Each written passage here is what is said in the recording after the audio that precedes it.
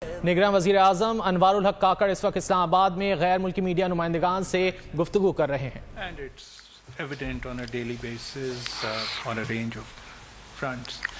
My question is, what can you tell us about rolling back the legacy of the previous government, which seems to have fueled part of this problem? And secondly, put Pakistan in a kind of an emergency mode, which is with this crisis, in other words, a national economic emergency of the kind that we haven't seen before. Thank you so much. First of all, let me clarify, we are not here to redesign the government. We are here that whatever constitutional mandate has been given to us, for instance, we have got a budget which has parliamentary approval. So we are not above the parliament to alter that. So within that budgetary allocation, we are trying to attempt and focus and rearrange whatever space is available to us on fiscal policy, on monetary policy. One of the area for which we already have got legislative and statutory force behind us is the initiative of SIFC. And SIFC is somewhere where the economic revival of 24 million people's future lie. It's agriculture and IT and mines and minerals. So we are trying not just to showcase that, but also focus on its secretariat, try to provide the basis for any future government, which probably would be here in a few months, and give them those bases on which they can build that economic edifice which is required to run a healthy economy for the country. At the same time, there are badly structural reforms required which should address the economic woes of the country. The reformation of our land revenue, of FPR, in the manner our power sector is operating. So these are two major areas where our focus is. And again, we are not trying to create goalposts which are beyond the time span and beyond our mandate also. What we are trying to do over here is to provide some basis for the mid-level reforms, which definitely would be upon the future government to either take it or refute it. What can you tell us about these economic initiatives which are essentially key to Pakistan, stabilizing Pakistan's financial situation? And I mean concrete steps. Is your government considering actively acting on moving forward the privatization list and these investments and all in the few months that you're here? And do we have a time frame for that? Yes, in the power sector, there are a couple of discos which are on the list. And by the way, there is a broader agreement in different sections of Pakistani governance structure that certain organizations and outfits needs to be privatized. This is one. We may achieve one or two goals to do it or realize it within these 6 months. What we are trying to do over here is that we will start the ball rolling. We'll initiate that process, and the initiation of that process would be demonstrated by 1 or 2 privatization acts being realized completely, focusing and bringing more attention on the power sector. And there could be few others outside the power sectors as well. As far as the other initiatives are concerned, we are looking forward that at least 1 or 2 major areas in mines and minerals, we may realize some FDIs in that sector. And that is another area which would send a positive sentiment into the market. My question goes to the elections. I know that the ECP is the one responsible for giving us a date for whenever the elections are going to happen. Are you confident that your caretaker government is going to be here just for the 6 months that you mentioned? I have not even mentioned 6 months. But anyways. Just say 6 months in your... No, it could be. Okay. Or less than that. But you're confident that things will be on time and the limitations, etc., will be done as per the schedule put out by the ECP, and you're not concerned that things will perhaps move forward? Well, the Constitution needs to be looked holistically. You cannot do cherry picking in Constitution. And when I say holistically, all the questions raised in your question, or the aspects of your question, the shades, they all are answered within Constitution. Do you, after having census, is it a requirement to do delimitation? Yes, it is. Does that delimitation has to be done by the Election Commission of Pakistan? Of course, it has to be done. For how long does that exercise take? It is anybody's guess, but I am pretty much confident that it would be within the reasonable framework of time. Could be 1 month, 1.5 months, 45 days. I cannot be prescient about the time frame that it has to be exact in terms of hours and seconds. But yes, I do have an approximate sense, and I'm quite sure and comfortable that it would appear and it would look and what would happen in a relatively normal frame of time. As a follow-up question, when do you anticipate we will find out whether the PTI will be able to run in those elections? And what are your considerations about the importance of allowing them to run or not to run?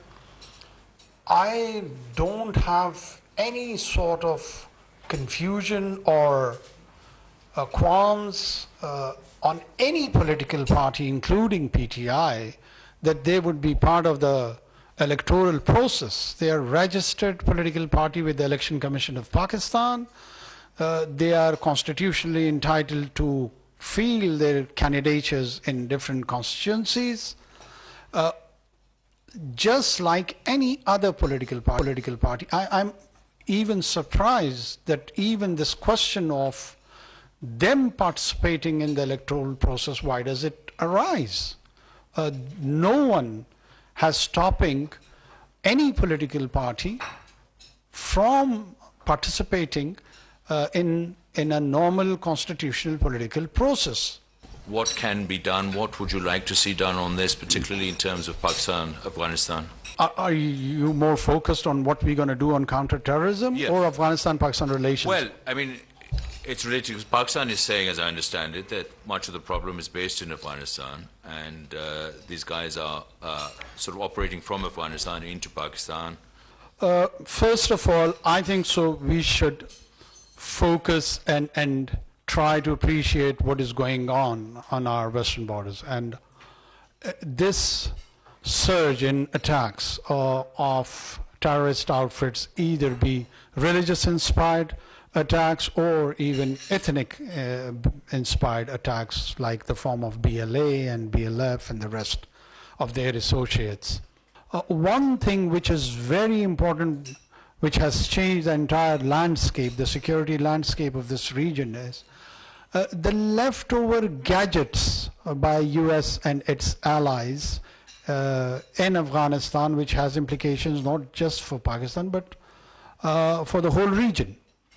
And very reliable and authentic journalistic literature has been already produced on it. It's not just what Pakistan is saying, it's the literature has been published even in magazines like Foreign Policy and few others.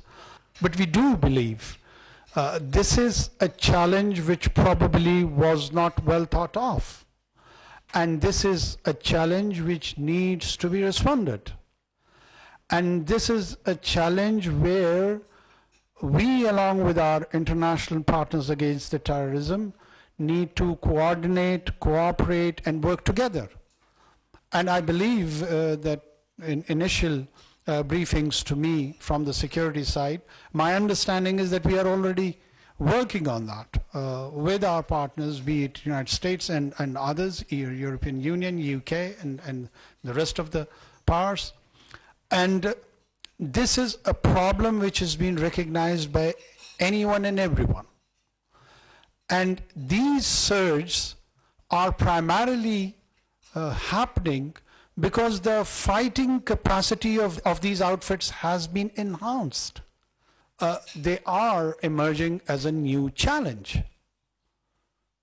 Pakistan is in the forefront to take this brunt.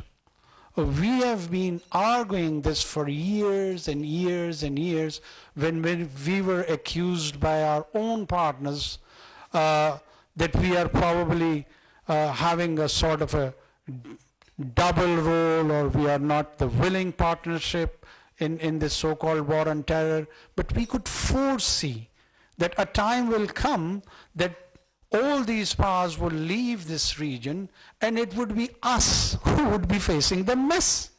And this is what is exactly happening to us. It has happened to us in 1989. It has happened to us again in 2021. Do we surrender? Do we just leave it as a fait accompli? No. We are planning, we are executing on our own resources.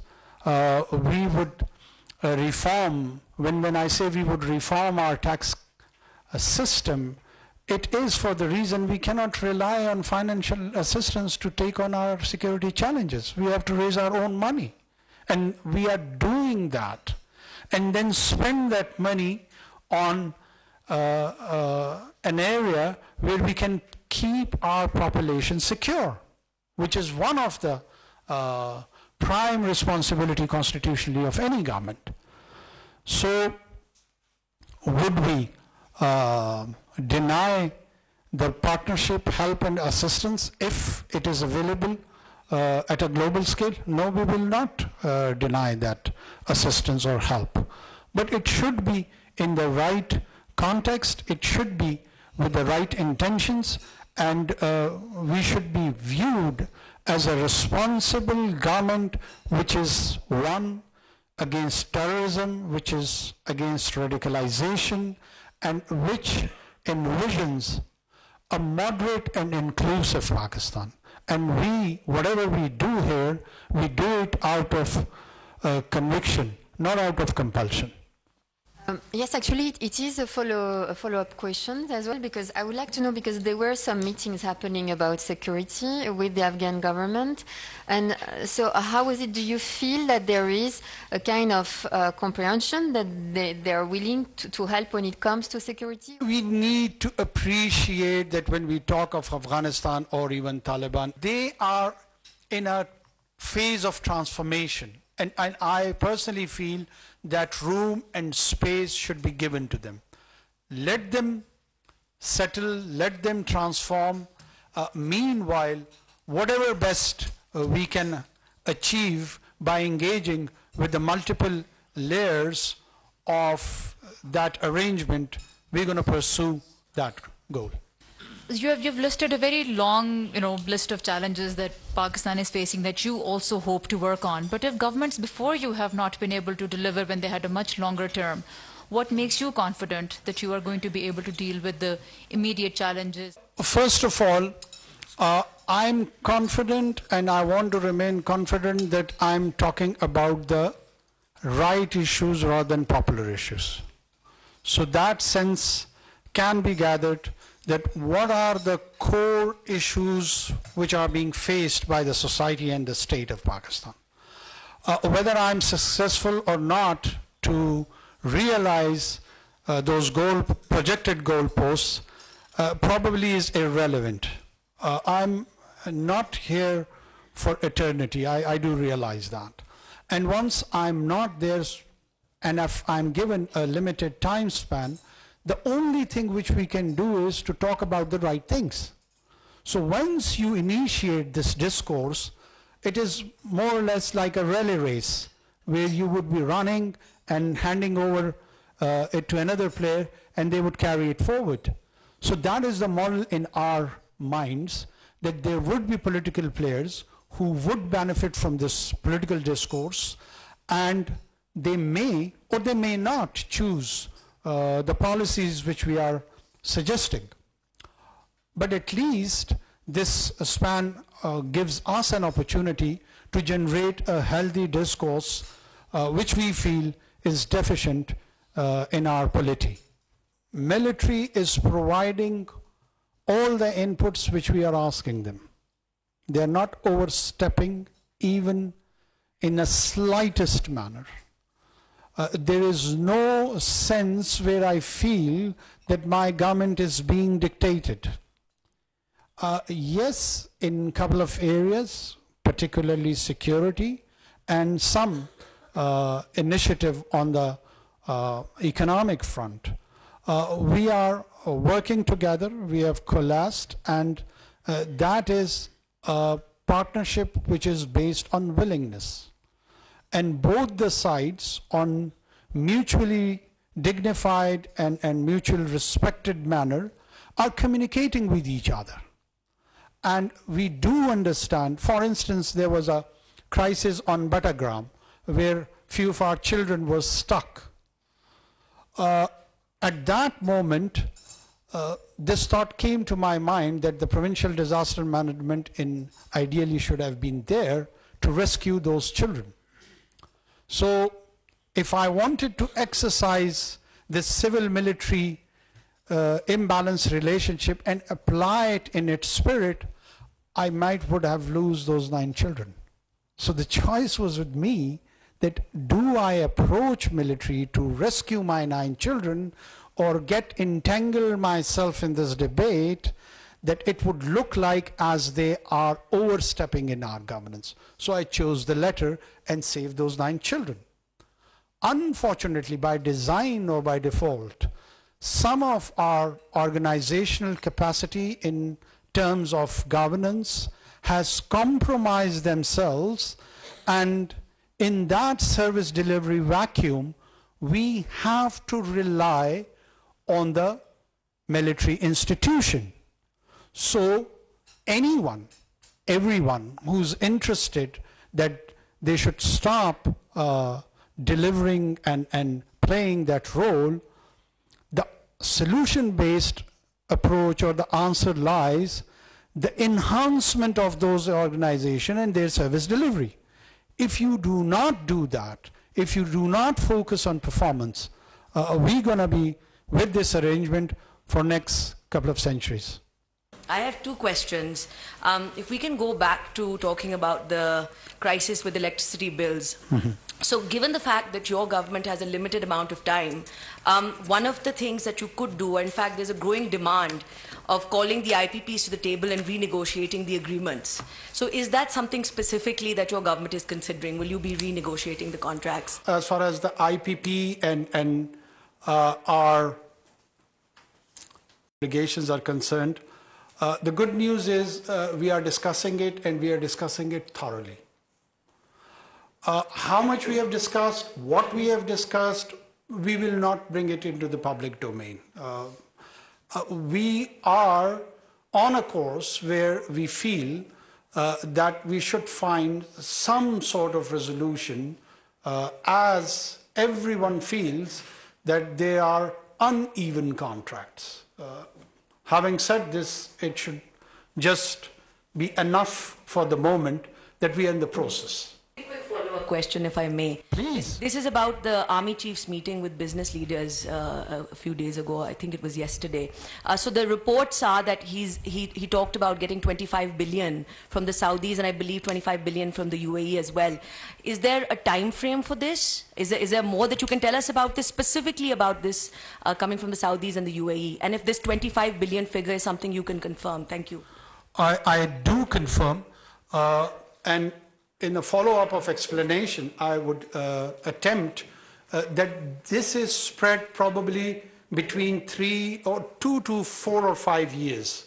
And in this span of time, these projects are to the tune of this amount would be realized, and it is in different sectors, particularly mines and minerals, agriculture, and IT sector. Question is, you mentioned that the most meetings you've had is on the energy sector.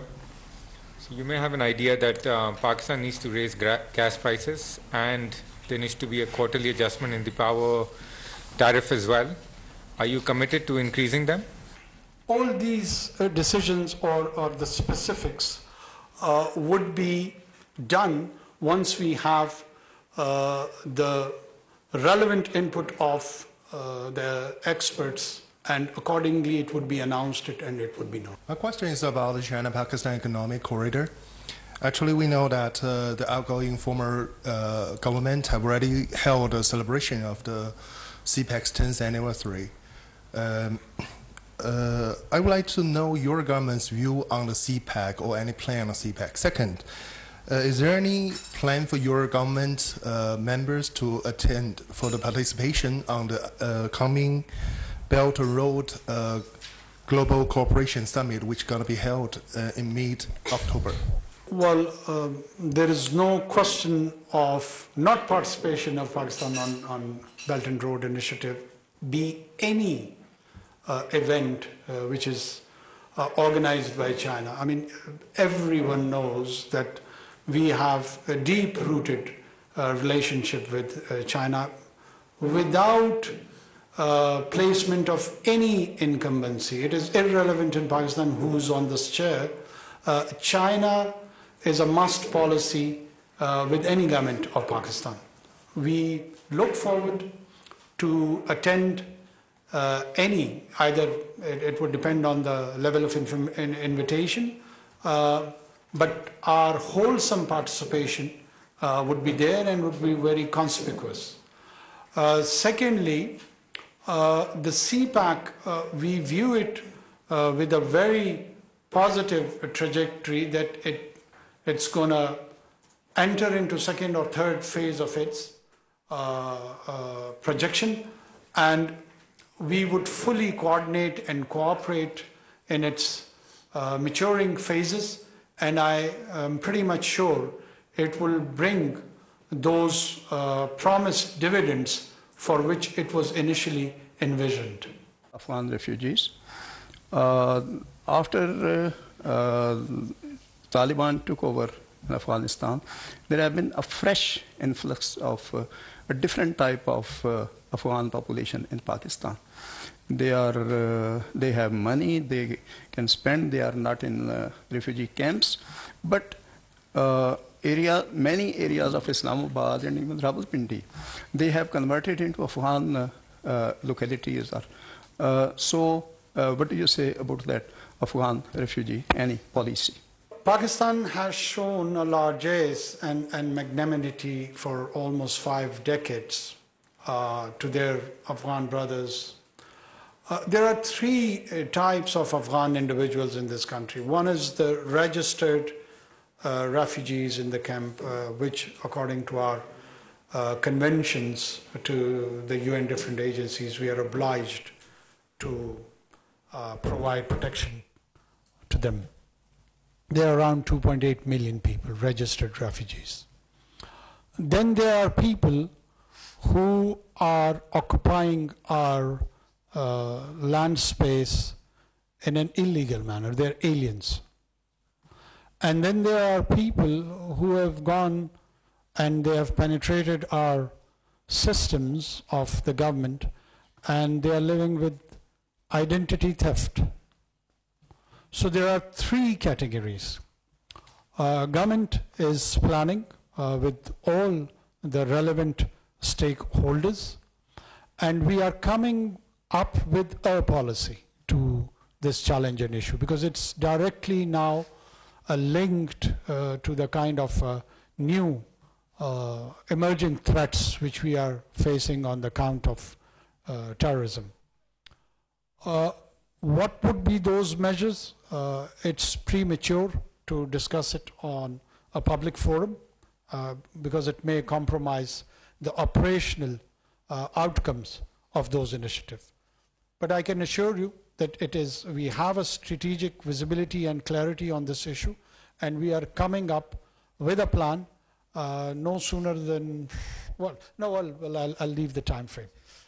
We will come up with a policy. First question is, what you think about the international community are really want to support Pakistan for the economic cooperation? Is that your feeling, or is it just a conversation? And second one, defense cooperation between Turkey and Pakistan recently is going well. Also Saudi Arabia and other countries, which is they are supporting Pakistan too. Now, as we learned, economically the whole support is come.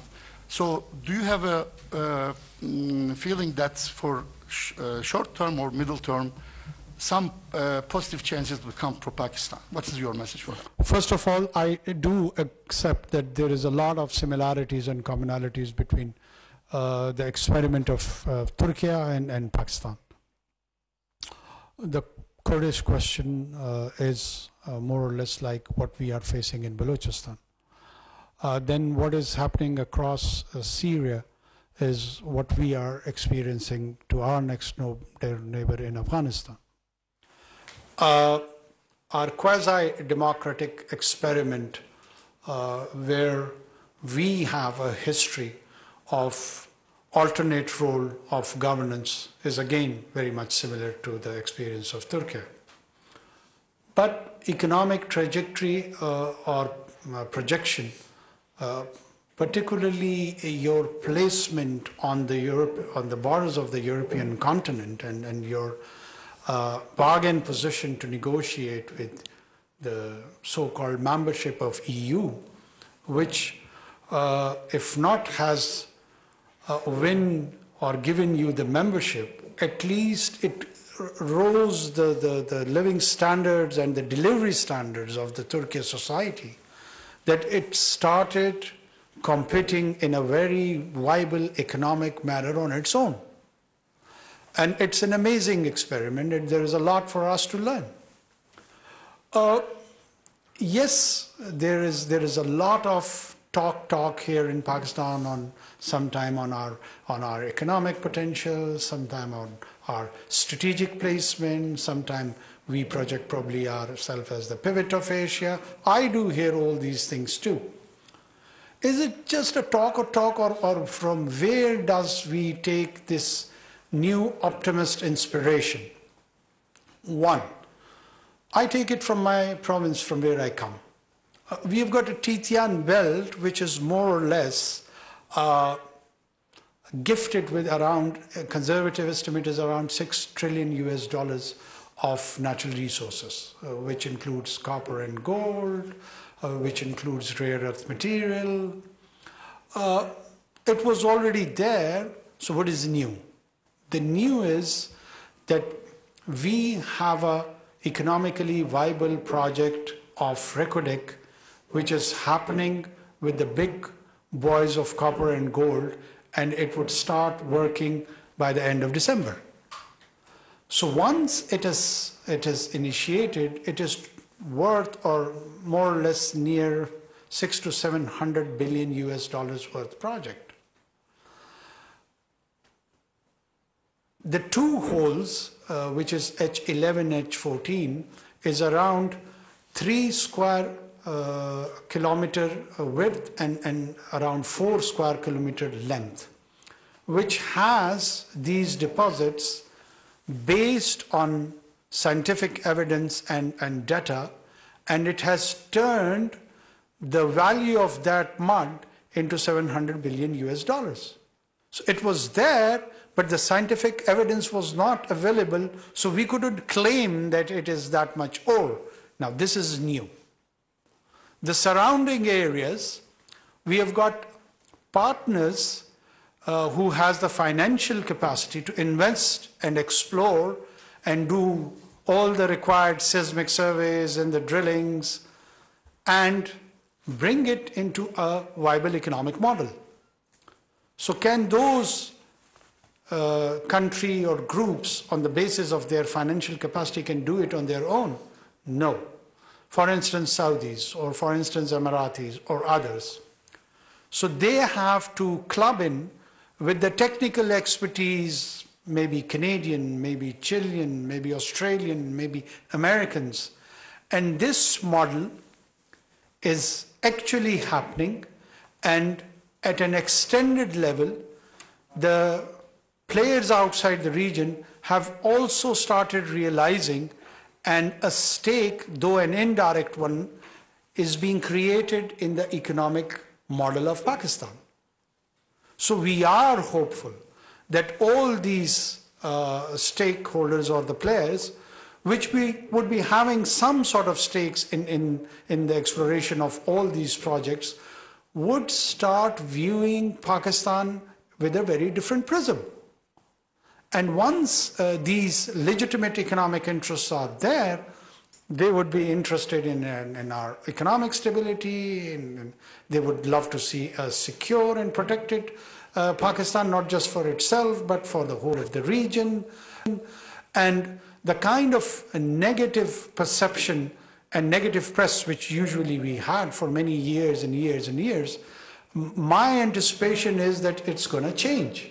And it's going to change slowly, gradually, depending that how consistent we are on pursuing all these goals. And if we are there, consistent at least for 2 years or so, my own assessment is the entire branding and rebranding of Pakistan would transform. Thank you very much for this opportunity to attend this meeting. Excellency, I have two questions. First one, how your government see the priorities with regards to Russia-Pakistani relations? This is first. And second, with regards to the crude oil deal. As I think 3 weeks ago, appeared several speculations that Pakistani refinery factories have stopped refinery activity over the already purchased Russian crude oil. Is that true? And what actually your government is planning with regards to this issue? Thanks. I luckily in my last few months in the parliament, I had the chance to visit Russia twice. I was there in Moscow and St. Petersburg. I interacted with a few think tanks over there. And the third Rome is beautiful.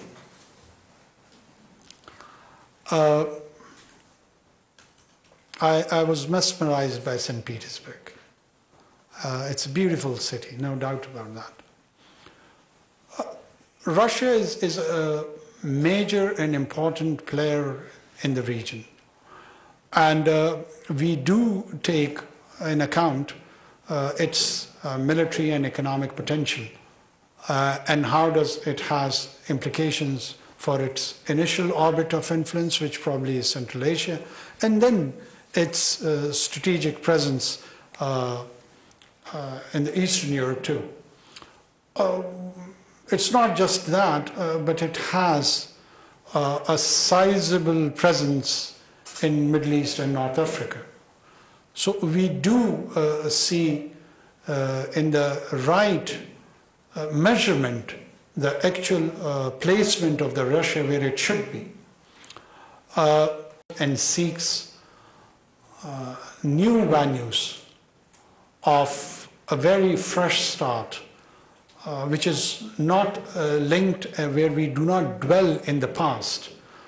We do understand that Russian Federation carries the legacy of post-Soviet Union, but it definitely is not a Stalinist or Marxist tradition which it is carrying. Yes, Russian Federation has its own idea of identity, and we appreciate and understand that, and we want to have a very constructive relationship with them.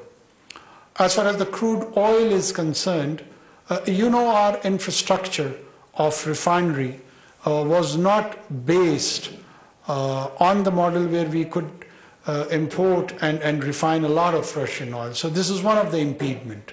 There is no policy hindrance to have oil get imported from Russia. So we are exploring not just the oil trade and other areas also where we can have some constructive relationship with Russia. Thank you. निगरान वज़ीर आज़म अनवारुल हक काकड़ गैर मुल्की media नुमाइंदगान से इस्लामाबाद में गुफ्तगू कर रहे थे। उन्होंने कहा कि हम अपने आइनी मैंडेट से आगे नहीं बढ़ सकते, आइनी तौर पर हुकूमती निज़ाम में कोई बड़ी तब्दीली नहीं ला सकते। निगरान हुकूमत की आइनी जिम्मेदारी इंतखाबात में मावनत फराहम करना है। निगरान वज़ीर आज़म अनवारुल हक काकड़ ने मज़ीद कहा कि तमाम शोबों के लिए बजट मुख्तस करना पार्लियामेंट का काम है। सब्सक्राइब करें और बेल दबाएं ताकि कोई खबर रह न जाए।